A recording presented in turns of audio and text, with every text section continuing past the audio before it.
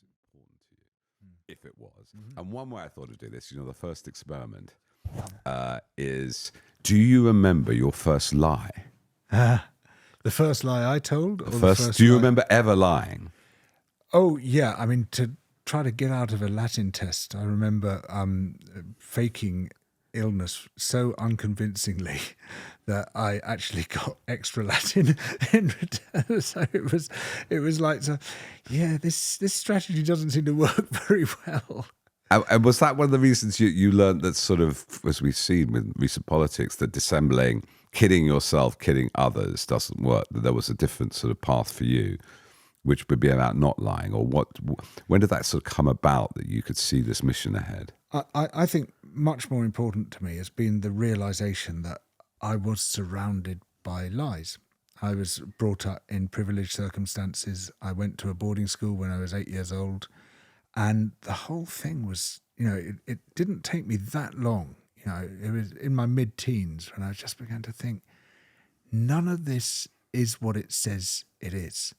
So, this was meant to be creating a strong, upstanding class of people who were going to defend the interests of the nation. It was nothing of the kind. It was creating a sort of kamikaze caste of young men cut off from their families, cut off from their communities, cut off from the country as a whole, who would, and then its aim was to create new attachments, to attach you to government, the state, the army, the church.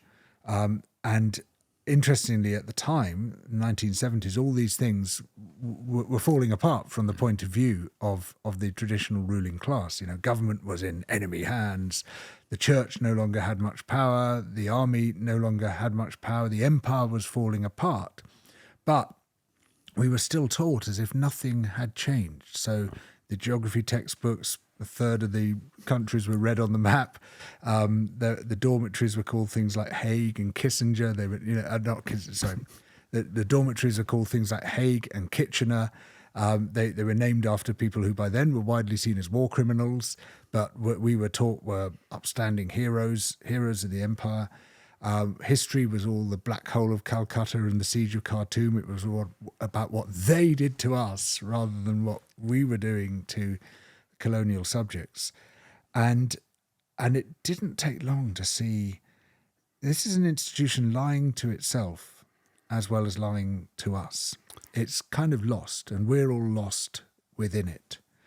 And they're very good at breaking attachments, but actually they can't make any attachments anymore because there's nothing to attach to.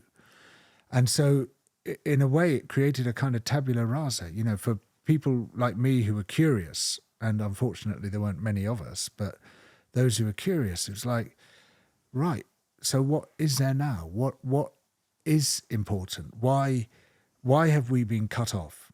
Why have we been taken out of our families, our neighborhoods, taken away from our friends at home, from our pets, from everything that was dear to us?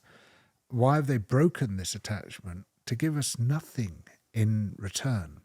And then you begin to see the sort of dark heart of the ruling classes and the ruling institutions. So it's a deracination happens. The way you talk about it is very affecting. It's an intellectual journey, of course. You're talking about analysis, but you're talking, interestingly, about attachment. So you said at 8, I didn't know this, George, and this, no research. I'm just trying to feel through the story. At 8, you lost your pets, your friends, your family. How at that point, and you said by 13, these other attachments didn't work for you. But was there a phase where you almost grappled onto rugby or something which was replacing? And was that painful to go to boarding school at 8? Oh yeah, no, it was devastating. I mean, it destroys your whole sense of self, your identity, your psyche. That's the point, to create this kamikaze caste, you've got to break people down completely, and then you rebuild them in the image that you want them to fit into. And what it does is to destroy many people. I mean, I knew 2 people who committed suicide very soon after being at that school. It's devastating. There was a fundamental misconception this belief that because physical hardship makes you physically tough, emotional hardship must make you emotionally tough. But it doesn't. It does the exact opposite. It breaks you, and it creates a broken cast of people who then go on to dominate society. So people like Boris Johnson and David Cameron. Cameron went to boarding school at 7, Johnson at 11, and will have had appalling experiences, which they've never openly talked about. And those experiences would have marked them, would have stamped them. And if you don't openly engage with them, and if you don't seek therapy, and you don't seek love, and you don't try to heal yourself of those terrible things, you will do terrible things to other people. In order to seek falsely love, like the approbation of the crowd, which Johnson does. Well, it creates a void which you're always trying to fill. And if you don't fill it with love, you'll try to fill it with something else. Without talking specifically about your cohort, but you're saying the majority of people didn't follow your route to question these new attachments. How did you get to that point you could? Because, there's a famous, a TV show out at the moment based on a true story, Baby Reindeer. I don't know if you've seen it. And that's actually about abuse, but different kind than this. And I spoke to the We Are Survivors. This is a charity he supports. And he says that most people bear it and then it arrives. And we're talking about very specific forms of abuse, but it sounds like a prolonged institutional abuse. Yeah. Or what moment, you're questioning it, at what moment did you realize the alternative wasn't to become a nabob or create a hedge fund and get love elsewhere? How did you find a different route that was filled with love? Well, it seemed like a curse at the time, but my blessing was that I didn't fit in. I was very intellectual, very nerdy, and this was a school dominated by jocks. I was useless at sport. I mean, I couldn't see for a start, and you weren't allowed to wear your glasses when you were playing rugby. And so I would stand there, and the ball would just whiz past me. And so what just happened? And I was massively into nature, which made me very weird, because no one else, they were into reading war books and fighting and stuff, and I just wasn't interested. I was a sort of Ferdinand the Bull type character who just, and I just wanted to be out sort of halfway up to my neck in pond water and looking for butterflies and bird watching and stuff, and that set me apart. It was hard to fit in, and I hated that, and I felt very excluded. But I later see that it was a great strength. Thank God I didn't fit in. How awful it would have been if I had fitted in, if I had been comfortable in that place. And so being set apart gave me the ability to see it. I was a step removed from it, and so I could look into it in a way that other people couldn't if they were more involved. And so interesting that you stepped apart, but you had, though lonely, this image of the English countryside with poets, philosophers, they step out of society. It's not quite a wilderness, but they step into this sort of the natural world. Tell me a bit more about that natural world and how you found it. Did you always know it? And whereabouts was this, the English countryside, I'm assuming? Maybe describe that countryside and what you saw, because it sounds like that was an early attachment, explains a lot of what you went on to do. So I was apparently really tuned into the natural world, even when I was tiny. Apparently when I was in my pram, I would just watch birds obsessively and follow them around with my eyes more than anything else. That was what completely captured my attention. And for my third birthday, I asked for a subscription to Animals magazine, which then later became Wildlife and then BBC Wildlife magazine. But it was, this is where my interests lay, and so it was an innate thing, but it was very much encouraged by my grandma, who was also crazy about nature, and we would go off. I mean, we'd often in the holidays be sent to stay with my grandma, and she was a very tough, strict woman. She'd have us out of bed at 6 a.m. You'd eat porridge which you could stand your spoon up in, and then you had to go out regardless of what the weather was, which for my sisters was hell, but for me was wonderful. I loved it. And she had this coterie of crazy old ladies. It was like Last of the Summer Wine, a sort of female version Last of the Summer Wine, who all lived in genteel poverty on small holdings or houseboats. There was one I remember who served tea in jam jars. She had her skirt tied up with baler twine. She had chickens walking in and out of her kitchen and pigs turning over the garden, and I just loved it. I loved it, and we went round. We just spent our entire time roaming, and my grandma and me, we had a very strong bond. We were sort of almost one and the same. We got each other in a way that sort of I felt no one else really got me, and so she taught me everything she knew, about botany, zoology, freshwater ecology, geology, all of it, whether it was collecting fossils or identifying plants. But I quickly got ahead of her because I just became obsessed, and I got a very retentive memory. I read a huge amount, remember it all. And so I became almost a sort of mini encyclopedia of nature. And it wasn't long before I began to recognize what we were doing to the living world that I love so much.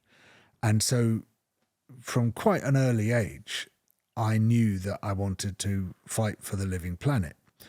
But when I stepped into adulthood, it didn't take long to see that if you're going to defend the living planet, you have to get involved in politics. You have to start to understand economics. You had to get involved in a whole load of other things which are bearing upon the living planet. Otherwise, you're just using sticking plasters, and the wound is just getting bigger and bigger. You describe it as a wound, which sort of explains this sort of an idea of healthiness you got from there and wholeness with nature.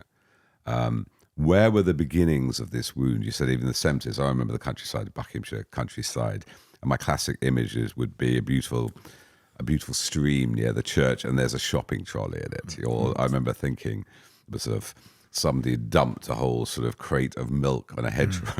This kind of weird nature. What in the 1970s were you seeing the beginnings? Because I remember there were a lot of insects around. It was relatively populous nature, wasn't it, even compared with now?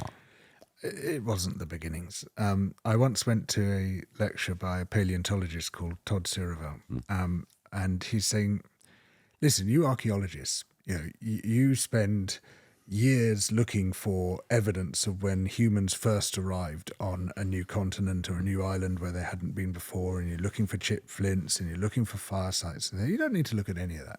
You just have to look at the paleontology, at the animal fossil remains, because you'll see everywhere that there was a megafauna. Here in England, we had straight-tusked elephants, we had 2 species of rhino, we had lions, we had hyenas, we had hippos, all in very similar climate to today's in the previous interglacial. Everywhere there was a megafauna. Megafauna is the default state of all ecosystems. And you can see the megafaunal populations going, just tripping along, just fine. And then suddenly they fall off a cliff. He said, that's when humans turned up. That's how you can see where humans turned up. You don't need to look for archaeological evidence. You can see it in the paleontological evidence. And we are the destroyers. We have been ever since we became Homo sapiens. We don't have to be like that, and some cultures have found ways of being less like that. I mean, we're always going to be destructive to some extent, but some cultures have found ways of living a more harmonious life with ecosystems.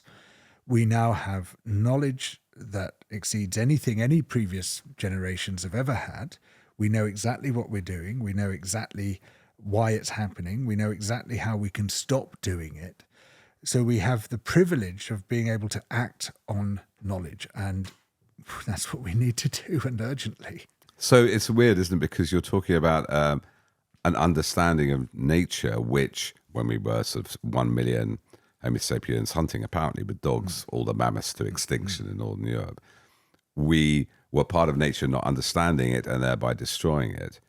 So just going back to your adolescence or your first work experiences, so this is a combination of an intellectual pursuit, a sort of, isn't there, an understanding, but also a feeling of the thing you want to preserve and not being like a mammoth hunter and destroying everything.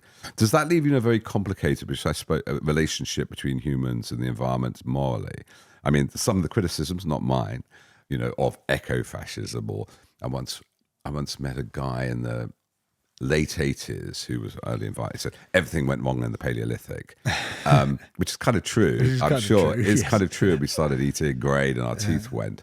But that's a complicated position because you are, you are looking at the devastation going back millennia that humans have caused to other natural wildlife. But obviously you're not a misanthrope. And how do you get over that accusation? You're ruining my good time. I want to drive my car. These killjoys. Yeah. Look, people will always come up with a million reasons why they shouldn't listen to you. And, denial is very deep, particularly when it comes to environmental issues. And people extrapolate from the things you say. If you say, okay, the problem actually started a long time ago. So you hate humans.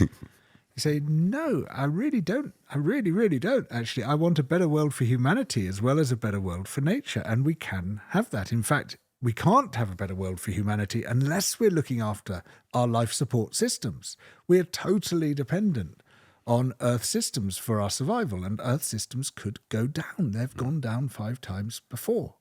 A complete crash. And it took about 50 million years for the reboot. So just not very far from us at all, a few miles from here, there's some cliffs, a place called Budleigh Salterton, where you can see what happened at the end of the Permian period, 251 million years ago. Most of the audience won't remember it. It was the biggest mass extinction there's ever been. About 90% of life forms were wiped out. Anything bigger than roughly badger size was killed. But it wasn't just the mass extinction. The mass extinction was a symptom of what happened. It was the complete collapse of Earth systems. The soil was all stripped from the land. Ocean circulation stopped. Atmospheric circulation stopped. The whole damn place turned into desert. You can read it in the rocks. It's right there. You can see this desert layer, this what they call in North Africa the reg, where there's just a stable desert surface where all the pebbles were sharpened into points by the sand blowing in the wind, and it's brown and oxidized. And above that, you can then see the sandy desert coming in, the sand dunes, all there in the cliffs. You can read it. And only 5 million years later, you see the first plant roots coming down through the sand dunes, all perfectly fossilized. It's totally readable. And that happened because of a massive episode of volcanism in what's now Siberia. And the first explosions created a load of toxic gases, and that did a huge amount of harm to the natural world. But then that first episode of volcanism capped the volcanoes with solidified lava. And then the molten rock for the next episode couldn't get out, and it was forced along sills of sedimentary rock, which was stuffed with hydrocarbons, with coal and other hydrocarbons. And it burned, it pyrolyzed those hydrocarbons, producing vast plumes of carbon dioxide and methane. So though it was a completely natural process, the burning of fossil fuels was the primary cause of this Earth system's collapse. And we believe that it happened between about 3 and 5 degrees of global heating. That's what we are potentially on course for, but in a much shorter timeline than was caused by those volcanoes. So what was the timeline of those us. volcanoes? That was several thousand years. And then it was desert for 5 million or It was 5 million years before there was significant plant life on planet Earth again. It was 7 million years before there was enough plant life to lay down any coal anywhere, because you need lots of plants in swamps for that to happen. It was 50 million years before biodiversity recovered to where it was before. And so the idea that, there is a human sphere, and in that we look after humans and we can ignore the ecosystem. And then there's the ecosystem sphere, and we look after ecosystems and we can ignore humanity. It's just total bollocks. You have to look after one and the same thing all the time. The living planet on which humanity and everything that we value is totally dependent. To look after ourselves, we must look after the planet. To look after the planet, we must look after ourselves. And we have to create a situation in which human needs are met while staying within planetary boundaries. And this is what Kate Raworth has very beautifully laid out in her book, Donut Economics, where we've got to stay above the social floor of destitution, but below the planetary boundaries, and live within that safe space between the two. Does the fact, through the resilience of the British population over the last 8 years. It's been very tough, 8 years. Civil society, despite all the depredations, food banks, removal of rights, seems to have coped, and we've had little growth. Does that in a way indicate that obviously there's been growth for billionaires and all the monies that humans, if they have purpose, if they share things, if they feel, other humans are sharing the same experience, the Brexit catastrophic experiment shows we can live without growth. Yes, yeah. I mean, it's just a thought. Yeah, no, it's a very interesting thought that we've had more or less a growth-free period. I mean, a lot has fallen apart, but that's not because of the lack of growth. It's because the money that we do have has been concentrated massively into the hands of the rich. We've been almost like living under enemy occupation in that we've had a group of people, the Tory government, which really operates on behalf of billionaire capital, not on behalf of the interests of the people. But what it shows is that, we continue to survive. Now, obviously, we need a better economic system which does not depend for its health on perpetual growth, because perpetual growth on a finite planet is a recipe for collapse. People say, we don't want that much growth. We only want 3% a year. So 3% a year means a doubling of economic activity every 24 years. Now, if you think how much economic activity there is on Earth today, double that in 24 years. And then again, so 4 times by 48 years. And on it goes. It's like in that Harry Potter film where they're looking for the Horcrux and they've gone into the Lestrange vault to find this, but it's got this curse on it, which I think is called the Gemini curse, which any treasure you touch doubles. And then it doubles again and it doubles again, and you get crushed to death by your own treasure. That's what economic growth is. Now, just going back a bit before Marcus came in with I'm really following the trajectory of your youth. You're in the psychiatrist chair anyway, but it's interesting to see how these decisions that somebody's formed, and as you say, those sort of primary attachments. So the 1970s, you get the first awakenings of environmentalism. I remember the front page of National Geographic, and obviously you see Earth from the first time, Apollo 8, with the other whatever circles the moon as this blue teardrop. But do you remember the actual fiction of that time? I was a great science fiction reader. I loved Bowie and things. And this was all about leaving this planet. Leaving. Did you ever... Seems to me that was a religious replacement. There's no God. Science has told the universe is empty, but then maybe there's alien life forms that can live on Mars. Did you never fall for those siren voices of leaving the planet and starting again? Like, for example, the owner of Twitter, or X as it course still has. Was that never a schism in your soul when you listened to music that you or did you always find it in nature, or was there that became almost the quest for meaning rather than exoplanets or God or anything like that? It left me cold. And when I say cold, I mean absolute zero, which is what you get anywhere else. It's the most extraordinary fantasy. Let's leave the planet on which we evolved, the only planet which could harbour us because we evolved with 1 G of gravity and 1 bar of atmospheric pressure and 20% oxygen and all the other things which are essential to our survival. In fact, if you add up all the things which allow humanity to live on this planet, you'll see it's the most infinitesimal chance that those conditions could possibly occur. In all the 10 to the 500 potential parallel universes, if that reflects the vacuum states, this is the only planet in the only possible universe where we could possibly be. And yet our fantasy is leaving this planet behind and going to somewhere totally inhospitable. Now, even an estate agent would struggle to persuade you that living in the Gobi Desert is a good idea. But at least you've got an atmosphere in the Gobi Desert. And gravity, your bones won't go to mush on the way there. That's right, exactly. At least you've got a whole load of things which are essential to human survival, even if you haven't got all of them. But anywhere else, you've got none of them, absolutely none of them.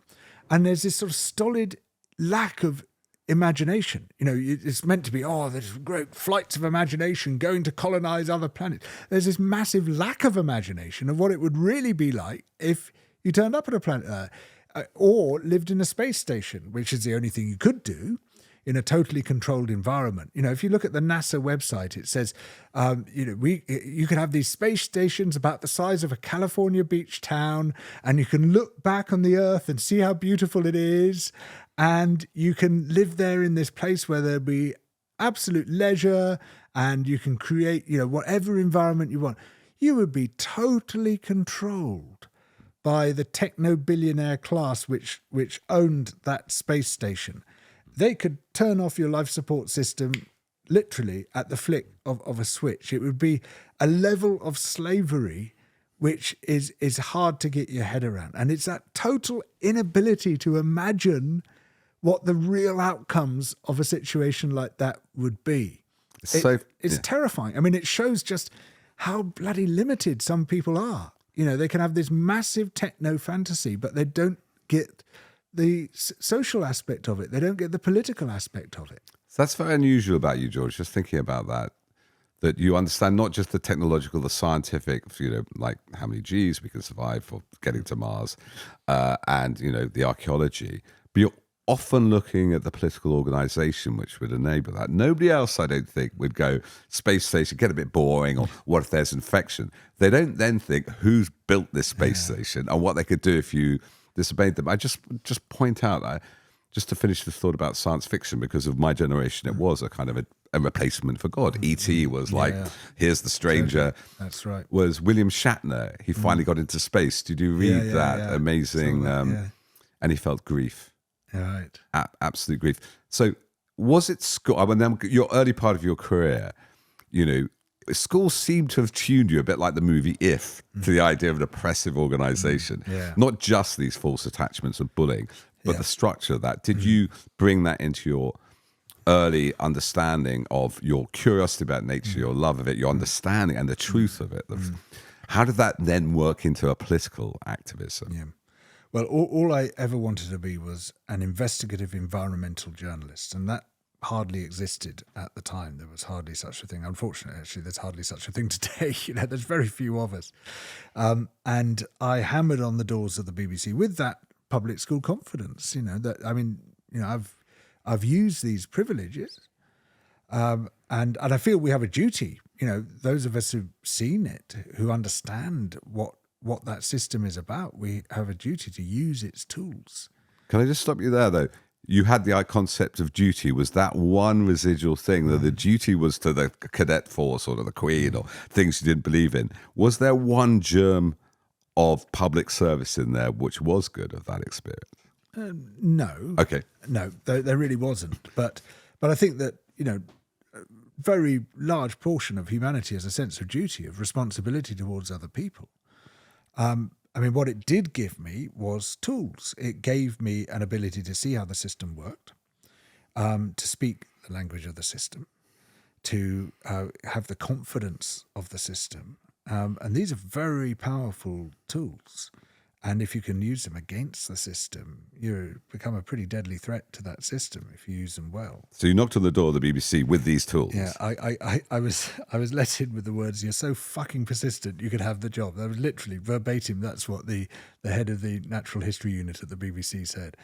And so I went in there and I really knew nothing. The first week of working there, I went into the office on Monday morning and I left on Thursday evening. I just, because I had a program to make, I didn't know anything about it, and I just worked right through, night after night, without a single break. I didn't even eat in that time. I drank some water.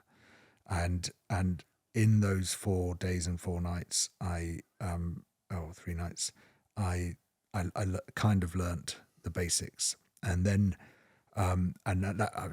started off just making wildlife programs. What was that first program that kept you awake for 3 nights? It was some. I think it was called Living World. It was a fairly simple wildlife program, but I didn't know the business of it, so I just had to learn on the job. I went in at the deep end as a producer, and and then I sort of slowly gained in confidence, and then started making the programs I wanted to make, and we broke some big stories. And in those days, and it's hard to believe now, the BBC was a bold organisation, and it was quite happy to take on powerful interests. And my boss had a go-get-'em attitude, which was fantastic. And we cracked some big stories. You know, one of them made international news. And, you know, we won a Sony Award for them. It was all going really well. And then, January the 28th, 1987, Mrs. Thatcher launched her coup against the BBC, forced the resignation of the Director General, Alistair Milne, because the BBC had done what journalists are supposed to do. It had held power to account. And in particular, it had made a programme called Maggie's Militant Tendency, about the cabinet members who had been fascists, actual fascists in their youth. And it also made a series called Secret Society about the unauthorised spending which the government was doing on surveillance and weapons hadn't gone through Parliament. Thatcher went ballistic. The surface story was the Real Lives documentary about the IRA, but there are these other two things that concern them. Those were the things which really, really wound up. So she forced the resignation of Alistair Milne. The very next day, my boss came in and said, "No more investigative journalism." And I said, "Sorry, what?" And he said, "Look, don't argue with me. I've had it from the top. No more investigative journalism." I said, "But you can't do journalism if it's not investigative." He said, "I know that. You know that. We are not in charge here, and I'm just passing on the instructions." And I said, "So what am I going to do?" And he said, "Well, I don't know. You'll have to work that out for yourself." And I said, but I've come here to do investigative journalism." He said, "Yeah, fine. Well, maybe there's no place for you here anymore." And I was pretty upset, as you can imagine. But then I thought, oh, yeah, maybe there is no place for me here anymore. So just to stop you there then, so a bit like public school, this guy's accepting it. You have a society which is accepting these norms which you disagree with. And you have to leave. I mean, you're ejected. You're outside the system again. So you were sort of. It's a horrible bit situation. But you didn't challenge that guy. That guy wanted to go home. Salary, his BBC job, and the status. It wasn't his fault. It wasn't his fault. But he stayed. No, that's without right. saying. You made this amusing point about in your talk earlier today at Byline Festival. There's always place de résistance. There's no place de collaborateur. So you just again you saw, without we haven't named this person and maybe being unfair, collaboration. And you have to go. Totally. So at the time, I'd been investigating this horrendous situation.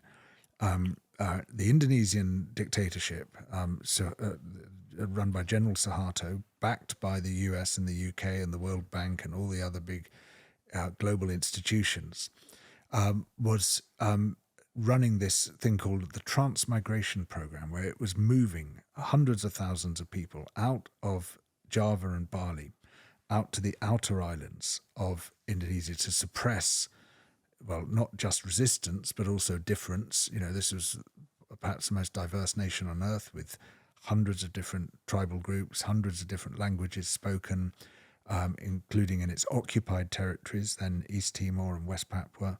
And it wanted to crush that difference and Indonesianize the whole nation.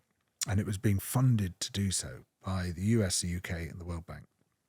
And in doing so, sending out hundreds of thousands of people to colonize the land. It was cutting down the rainforests. It was causing ecological devastation, as well as wiping out indigenous people. And this was a huge story which just had not been properly investigated, partly because the two journalists had gone out there to do it, had been killed.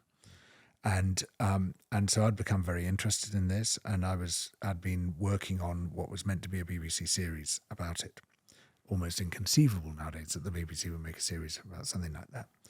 And one of the questions I asked my boss is, well, what do I do with this? And he said, I don't know. So I thought, right, okay, he's just kind of given me the green light to do what I want with it. So I took it to a publisher instead, and I said, would you fund me to write a book about this? And they said yes, to my surprise and my astonishment. And so, and then I realized, oh my God, I don't speak Indonesian. I don't know really anything about the world outside ecosystems and things. And so I thought, right, I need 6 months. And because like one of my programs had won a Sony Award, I'd done really well.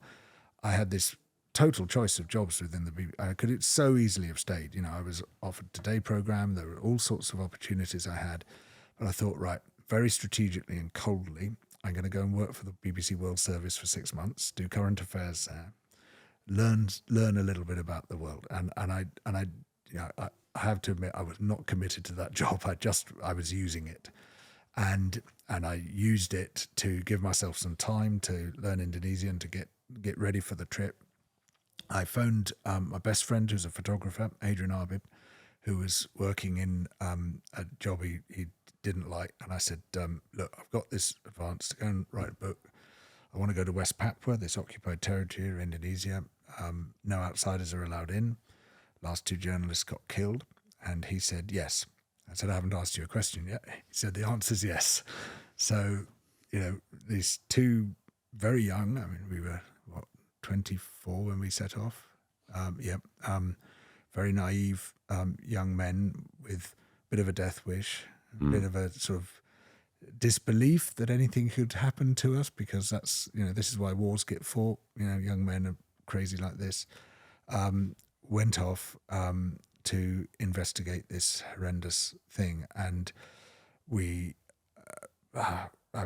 did all sorts of very devious investigative things in order to get past this terror regime being run by Suharto, one of the most brutal dictatorships on earth. He killed about 1.5 million people.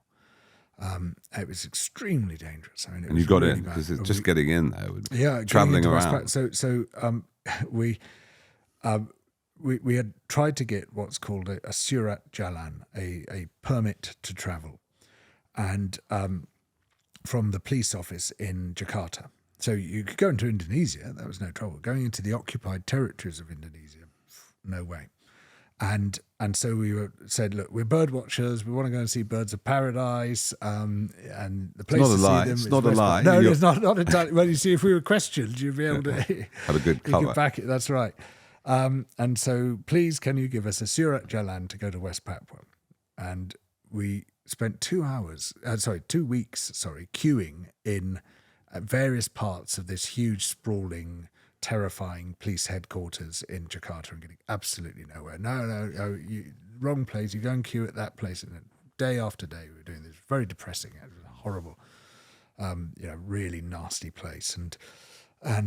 And so one day when we were stuck in a queue, I went off to get a drink of water, and I was walking down this corridor, and I saw this office with the door ajar, and it said Head of Immigration Police on the door of the office. And I thought, well, with my sort of public school confidence, I'm going to go in and persuade the guy. So I knocked on the door, and there was no answer. I pushed the door ajar, no one in there. But on the desk was a pad of headed notepaper and a stamp. So I thought, we got our permit, and so How I extraordinary. stamped a few papers, stole the pad, and we wrote ourselves a permit. And it got us into and out of a great deal of trouble. So just to follow that thread, because obviously I can't quite remember how old you are, but we were talking about the 80s. We're talking about 40 years. I was 24 at the time. I'm 61 now. Yeah, so just under 40 years. That began, I didn't realize that maybe a lot of people who know you're writing something like The Guardian and as a public figure, a thinker, but obviously informed by science, don't realize it was investigative journalism. Like, by the way, so many writers like Gabriel García Márquez or George Orwell.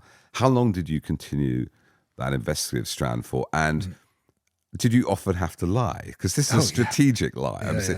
Tell the truth all the time, but there's times where you can't tell the truth without telling a small lie or a bit of dissimulation. At various times I was a bird watcher, I was a missionary, I was a shipping agent, I was a timber trader. I mean, all sorts of guises and ruses, and you have to do your research. As Christopher Hitchens says, if you're going to lie, you need a good memory. That was proper investigative journalism means going undercover, and it's very hard to do nowadays because the lawyers don't allow you to do it. And so you try and do that through the BBC, and they would just say you can't do it, but you can't find out anything if they know you're a journalist. Yeah, and so you do need that sort of level of deceit. In fact, so Adrian was he was my best friend from school, and after the our book was published, our first book on Indonesia and West Papua, the transmigration book called Poisoned Arrows. the headmaster wrote to us and said, congratulations, boys, jolly good show, but where on earth did you learn to be so devious? And Adrian wrote back to him on the headmaster's own headed notepaper, which he'd stolen Which from he'd his stolen study. So, And said what? They just said, I can't imagine, sir. and just of that period, how long were you in that investigation? So that was a book. Did it? You So I spent 6 years in the tropics. First of all in Indonesia and West Papua, then in Brazil in the Nordeste and the Brazilian Amazon, and then in East Africa. And I thought I would carry on with this, but I got extremely ill in East Africa. In fact, I was pronounced clinically dead at one point. Where were you in East Africa? I was in northern Kenya in Turkana district, and in Lodwar General Hospital, I was pronounced dead. It was in the notes. Turned out to be a misdiagnosis. Hopefully, unless but you're a ghost. Yes, that's What right. was your? I had cerebral malaria, which I'd failed to diagnose. I collapsed in the street, and luckily, I mean, I'd just come out of the field. I'd been up in the far north, and if I'd collapsed there, that would have been curtains for sure. And some kind person picked me up and dragged me to the hospital, and I was gone. They put me on intravenous chloroquine. It was a horrendously unequipped hospital. It had no money. There was, doctors were living on a shoestring. There was one nurse for the entire ward I was on. And I woke up in this ward and I had no idea where I was. And the first thing I saw, I had scarcely any movement. The first thing I saw was this man's eyes. I was staring into them at about 4 inches away. And I later realised it's because the beds were pushed together two at a time, and so I was right up against this guy. And as within a few minutes of me waking up, he died. I just watched the light go out of his eyes. I couldn't move. I had no choice but to stare into this guy's eyes, and it was just like, what is this? What's happening here? And later they came and took him away, and then someone else was put on the bed, and then after quite a few hours, this nurse came around and said, "Oh, you're alive," and I said, I said, "Nurse, could someone turn off that tap?" This was the first thing I said to her, because and she said, "What are you talking about?" I said, "That dripping is driving me mad. It was right under my head. It's drip, drip, drip, and it was like Chinese water torture." She said, "There is no tap," and I said, "But the dripping." She said, "That's you," and it was just the sweat pouring off me, and then when finally I was able to sit up, I looked around, and this ward, there were people with gaping wounds all around. There was one guy, I could see his brains, because there was lots of warfare going on in the area, horrendous car crashes as well. And around me, people were dying. Just a lot of people dying of AIDS. A man next to me had died of AIDS, and just left to die effectively, because there was no possibility. I don't in any way blame the doctors and nurses. It wasn't their fault at all. Far from it. They were working themselves to the bone to try and keep people alive, and they'd kept me alive against the odds. But it ended my travels, not immediately, but I lost confidence. I suddenly became afraid when I hadn't been afraid before. And because it sort of sucked a big part of myself out. Partly one of the after effects of cerebral malaria and huge doses of chloroquine is that you start hallucinating, and you kind of lose control of your mind. And for several days I became completely schizophrenic. Psychotic, effectively. Psychotic, yes. But a very particular form of psychosis, which is very similar to schizophrenia, where you're hearing voices all the time, driving you to do things. You are experiencing full spectrum hallucinations. I hallucinated an earthquake, and I felt the whole earth shifting, and I'd heard all the tiles falling from the roofs and people screaming and running around and stuff. was nothing happening, but the whole thing was there, and it really destroyed my confidence. It took me about 2 years before I got my mojo back, and I carried on with that investigation for a few more months, and then I went home, and I just didn't have it in me to go out again. I was finished with that traveling and working abroad. And so was the period of obviously convalescence. It's going to take you a while to recover from the physical depletion of this, and another reconstruction, as it were. What was the new George Monbiot that came out of that? This is your late 20s now, are you? Yeah. So I was just into my 30s, and my political education had really happened in Brazil, amongst the Lavradores, the peasants in the northeast of Brazil, who were. This was before the Movimento Sem Terra, the landless movement, had really kicked off, and these were the members of the sindicatos, the trade unions, who were fighting people trying to steal their land. These huge ranches, backed by the state, backed by the judiciary, backed by the police, all the rest of it. And to turn them over, by the way, for cattle mainly. Cattle, but basically it was just giant share certificates. The land was held primarily for speculative purposes, and you put the cattle on in order to secure the ground and say, this is mine. Once you've fenced it and got your cattle on, that's your land, and then it's a speculative asset against which you can borrow. And they were turfing out tens of thousands of people whose livelihood depended on the land. It was grotesque injustice, and people were being tortured and killed at a horrendous rate. Very nearly got killed myself. How's that? And I was these military police shot at me.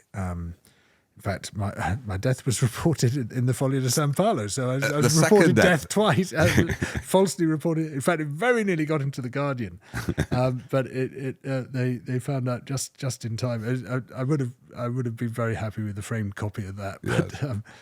But the and the amazing thing was that the peasants who were resisting this, most of them were illiterate. Some of them literally could not sign their own names, but thanks to a combination of Freirean pedagogy, the sort of this barefoot educational program, which sort of radical teachers in Brazil were rolling out, but also liberation theology, before Pope John Paul II crushed it. There was this very powerful mission to the poor by the Catholic Church in Brazil. They were among the best politically informed people I'd ever come across. And I remember one night lying in my hammock in the men's hut. I mean, it was just a wattle and daub house with a thatched roof, no electricity, no running water, anything like this, surrounded by entirely illiterate people. And they were having a conversation across my hammock about Gramsci's interpretation of Marx, and I could not join in because I didn't know enough about it. And I thought, this is just astonishing. This shows what can be done. And then to see how, when they held together, they could beat the landlords and beat the state and beat everything. That's what I came back with. And the first thing I got involved in when I came back here was the Rhodes protests of the 1990s, because I saw in them the similar process going on, this mass land alienation, these powerful interests, big capital, just wanting to literally plough a path across the country, smashing up all the sites of special scientific interest, the scheduled ancient monuments, the places people loved, in order to make money. I mean, you don't need new roads. They just eventually create more traffic and more congestion. The primary purpose of most development is to produce profits for the developers. Anything which happens after that is secondary to that primary purpose. And I saw something very similar. And then I realized what I've been seeing in Brazil is what happened in England and Scotland and Ireland. With the enclosures. Yeah. Hundreds of years ago. And we're living in that post-enclosure society. And it's still going on, but they've taken most of it and there's not much more to take, but they're taking what they can. And suddenly I had my way into British politics. Wow. I understood something about how the system works that I hadn't seen before. And once you got your way in, you got your angle, then you can start to understand more. So I didn't remember that. I think was the camping in the trees. Yeah, the whole. That was the whole. There was the battle. Was it kind of like a battle of the bean field? Everybody's called It was after the Battle of the Beanfield. But we won. I mean, they had a £23 billion road building programme, and we stopped it when they'd spent £4.5 billion. There was a lot of bloodshed. I mean, I had my foot broken. When I had my foot broken by these goons that they hired to clear the protesters out of the way, on that day in that hospital, there were 11 of us in A&E, all with broken bones. So this was before they brought in the anti-protest laws, the Criminal Justice Act and the rest of it. And so their way of dealing with us was to beat the crap out of us. These were private security. Private security. The police would be there, and you would have this moment where, you'd always wait for it, and then you knew it was all going to happen, kick off. The police would get an order and as a body turn around and look the other way. Literally, just turn around, face the other way. The goons in yellow tabards would then surge in and start beating the crap out of us. That's how it operated. And this was exposed so that the classic nonviolent resistance, isn't it, is that they come and beat you like Selma Bridge, and then people see and it stops. And is that kind of the process you learned, the kind of nonviolent resistance? Yeah, although getting it into the media was extremely difficult. So you'd have these horrendous, massive things going on, and could you get coverage? Could you help? But I was a journalist, and I was able, to be both a protester and a journalist, and to begin to get it to help be one of the people getting it some coverage. So that was part of the work, not only being in the political movement, but in a way, the privilege you said that got you into, into BBC Wildlife Unit. You could use your journalism to open doors for the activism, to highlight what was going on, especially violence. Where do that's not what you're taught as a journalist, is it? No. As a journalist, you're supposed to be objective, neutral. Well, would you say, actually, therefore, that there isn't such thing as a neutral? No. I mean, the whole idea of neutrality, you can't be a Switzerland in the middle of the Second World War and have any journalistic integrity whatsoever. How is that? Just explain, because some people say picking sides means you're losing the whole picture. Yeah, exactly. I mean, the system we're describing is not a neutral system. The default state of politics is oligarchic control. And politics will necessarily swing towards oligarchic control unless it's pushed back the other way. And so to preserve all the things which we consider to be normal, like being able to vote, having some share of economic life, having the means to survive, not falling into destitution, having an NHS, having public services, having an economic safety net, having environmental protection, all these things have to be fought for tooth and nail. And if you don't fight for them, you end up collaborating against them because you become part of this system of oligarchic power which destroys these things and seeks their destruction, actively seeks their destruction. But you've got this sort of BBC style of journalism, which is, well, we just sort of sit back and watch and report both sides. Well, they do not report both sides. If you're to the left of Keir Starmer, you do not get on the BBC. It's incredibly hard ever to get a platform. And so, they report one side, but little variations within one side. But B, I'll ask you this. When was the last time you heard a critique of capitalism on the BBC? I can't remember it. I can't remember. Maybe John Berger, Way of Seeing, or something like that. Which was what? 1968. Yes, 1968. Yes. So I mean, really, that's how it is. And yet, this is a system which controls every aspect of our lives. It's a system we live under. We can't talk about it. Is it the Voldemort of politics? Is it that which shall not be named? This idea of neutrality in the face of this onslaught is absolute bollocks. And what the BBC's perpetual confusion between balance and impartiality, as if they're the same things, are absolutely not the same things. And what it seeks balance between is two sides of the same coin, effectively. But the idea of, the impartial approach to journalism is the investigative approach to journalism. It's exposing power. It's speaking truth to power. And this is why I'm so glad that you guys are around, because actually the job you're doing is the job the BBC and the other eminent organs ought to be doing. So I've got to take you back because we're going to have to close have soon. to wrap up in a moment, You probably have a life to go, and I've got to be on stage in a moment. Back to that school then. So, in a way, what happened is you saw through the subjective veil of these values, these attachments supposed to replace your pets and your family and your friend. And you were being objective. Well, no one's ever objective. Okay, no one's ever completely objective, but I can't get to Polaris, but I can measure the North. Standing back a step is the most we can hope for. Right. And in a way, I couldn't help but stand. I mean, because I couldn't be in it. I wasn't a jock. I wasn't one of these confident people who just can go along with that crowd and happily fit into the situation, however ghastly it is. I could not be that person. So I was, by default, a step back, a step away from it, and I could see that thing. And then, and I thought that was a terrible place to be. And now I realize it was a position of strength. It's a place of strength that if you can stand back and look into the system, look into how it works, then you have a way of seeing what is hard for other people to see who are embedded in it. And we have to de-embed ourselves, particularly as journalists. We have to try to get out of the system that we are meant to be describing and holding to account. So I just have a last thought from you in that this sort of long career, 40 years, and we're 3 days after an election, 4 Green MPs. Not reported in the media. Yeah. Another party, nameless, abbreviation used to be REFUCK, gets 5 and gets all the media attention. We're at this festival where you basically get a standing ovation. Everybody's talking about the people's primary we had here in this part of the countryside.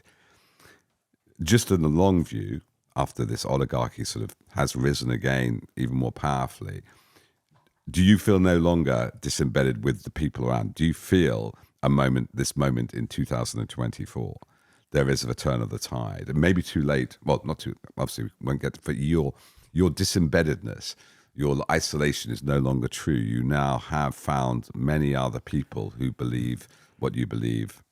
I mean, in my whole career, I've never been isolated. There is a great movement or movements of people who are incredibly brave and incredibly impressive, and they give me hope every single day. We can't achieve anything without a movement. Every effective campaign is an ecosystem, large numbers of people bringing their own particular skills to bear on the problems that we face. And in everything I've ever been involved in, I've connected with great people doing fantastic work. So I don't feel lonely. I felt very lonely as a child, but through most of my adulthood, I haven't felt lonely because I've been part of these movements which have often been incredibly inspiring and uplifting. And there's always an opportunity for them. And we have a different kind of opportunity to what we had before, but we have to be very strategic and clever in taking it. We have to understand complex systems. We have to understand how society works. We have to understand how politics works. And all too often we've rushed at things without really having that depth of understanding. But if we do have that depth of understanding, we can become unstoppable. George, thank you so much for this time. I've got to go on stage. I could keep talking about. Well. I hope you enjoyed that. We'll edit that down. Thank you, Peter. So that Brilliant. We'll play it to you before. Really